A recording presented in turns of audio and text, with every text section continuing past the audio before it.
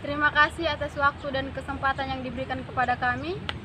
Kami dari kelompok 6 akan mempresentasikan hasil makalah kami tentang manajemen hubungan lembaga pendidikan dengan masyarakat sekolah atau HUMNAS. Kepada pemateri saya berikan kesempatan. A. Pengertian hubungan masyarakat. Hubungan masyarakat merupakan suatu kegiatan yang bertujuan memperoleh goodwill, kepercayaan, saling pengertian, dan citra yang baik dari publik. Sasaran hubungan masyarakat adalah menciptakan opini publik yang favorable, menguntungkan semua pihak atau lembaga pendidikan Islam dan masyarakat. Hubungan masyarakat merupakan unsur yang sangat penting dalam manajemen guna mencapai tujuan yang spesifik dari organisasi atau perusahaan.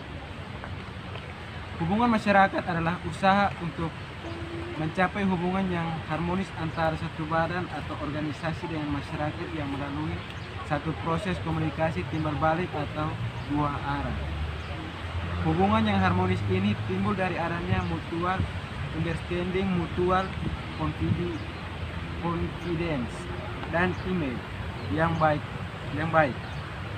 Ini semua merupakan langkah-langkah yang ditempuh oleh hubungan masyarakat untuk mencapai hubungan yang harmonis. B. Fungsi hubungan masyarakat. Fungsi utama hubungan masyarakat adalah menumbuhkan dan mengembangkan hubungan baik antara lembaga atau organisasi dengan publiknya, internal dan eksternal, dalam rangka menanamkan pengertian, menumbuhkan motivasi dan partisipasi publik dalam upaya menciptakan iklim pendapat atau opini publik yang menguntungkan lembaga atau organisasi. Fungsi humas ini diharapkan menjadi mata dan telinga serta tangan kanan bagi top manajemen dari organisasi atau lembaga pendidikan. Hubungan masyarakat mempunyai fungsi timbal balik keluar dan ke dalam. Keluar, ia harus mengusahakan tumbuhnya sikap dan gambaran masyarakat yang positif terhadap segala tindakan dan kebijakan organisasi atau lembaganya. Ke dalam, ia harus mengidentifikasi hal-hal yang dapat menimbulkan sikap dan gambaran yang negatif dalam masyarakat sebelum sesuatu tindakan atau kebijakan dilakukan.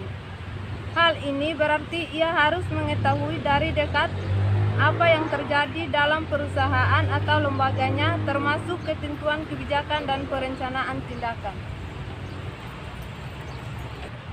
C. Tujuan dan sasaran hubungan masyarakat. Tujuan sentral humas yang akan dicapai adalah tujuan organisasi. Sebab humas dibentuk atau digiatkan guna menunjang manajemen yang berupaya mencapai tujuan organisasi. Organisasi tanpa manajemen dapat diibaratkan raga tanpa jiwa. Jadi organisasi yang demikian tidak berfungsi atau mati. Sebaliknya, manajemen tanpa organisasi sama dengan jiwa tanpa raga, yang berarti tiada berbentuk, yang berarti pula tiada tujuan yang akan dicapai. Sebab adanya tujuan kalau ada organisasi. Dengan kata lain, suatu organisasi dibentuk karena ada tujuan yang akan dicapai. Tujuan organisasi yang diperjuangkan oleh manajemen dan ditunjang oleh humas itu bergantung pada sifat organisasi. Tujuan organisasi dalam bentuk perusahaan berbeda dengan organisasi yang berbentuk lembaga pendidikan, berbeda pula dengan organisasi yang berbentuk pemerintah dan sebagainya. Sifat organisasi dapat berbeda, tetapi dalam kegiatan humas terdapat kesamaan, yakni upaya membina hubungan yang harmonis antara organisasi dengan publik. Tujuan dan sasaran erat sekali hubungannya. Tujuan bersifat kualitatif abstrak, sasaran kuantitatif konkret. Dalam konsepnya, kepala humas perlu mencantumkan dengan jelas siapa saja publik ekstern yang dijadikan sasaran. Kejelasan sasaran yang dituju oleh kegiatan humas itu penting karena berkaitan dengan teknik komunikasi yang akan dilancarkan dan jenis media yang akan digunakan. Tugas dan kewajiban hubungan masyarakat adalah sebagai berikut. Yang pertama, menyampaikan pesan atau informasi dari perusahaan secara lisan, tertulis atau visual kepada publiknya, sehingga masyarakat atau publik memperoleh pengertian yang benar dan tepat mengenai kondisi perusahaan, tugas, dan kegiatannya. Yang kedua, melakukan studi dan analisis atas reaksi serta tanggapan publik terhadap kebijakan dan langkah tindakan perusahaan. Yang ketiga, menyampaikan fakta-fakta dan pendapat kepada para pelaksana tugas guna membantu mereka dalam memberikan pelayanan yang mengesankan dan memuaskan publik. Adapun bentuk-bentuk hubungan masyarakat dalam prakteknya bisa berupa 1. Menerbitkan majalah organisasi. Majalah organisasi merupakan sarana yang penting dalam kegiatan hubungan masyarakat dalam rangka memelihara dan membina hubungan yang harmonis antar pimpinan organisasi dengan publik intern dan publik ekstern. Yang kedua, membuat film dokumenter yang titik beratnya pada fakta atau peristiwa yang benar-benar terjadi, sering berkisar pada hal-hal yang merupakan paduan manusia dan alam. Yang ketiga, menyelenggarakan pameran untuk memperkenalkan lembaga atau organisasi yang dikelola, bisa juga dengan mengadakan pameran untuk memperkenalkan lembaga atau organisasi, atau bisa juga sebuah perusahaan mengenai produksi yang dihasilkan. Yang keempat, menggunakan media massa. Media massa dapat digunakan untuk mempublikasikan dan mempromosikan lembaga atau organisasi atau perusahaan yang baru atau diperkenalkan produk baru yang merupakan produk unggulannya. Etika dalam hubungan masyarakat. Sebagaimana telah dikatakan secara tersirat, bahwa hubungan masyarakat merupakan suatu cara yang digunakan dalam rangka untuk memperkenalkan serta mempromosikan keberadaan suatu lembaga atau organisasi maupun sebuah perusahaan.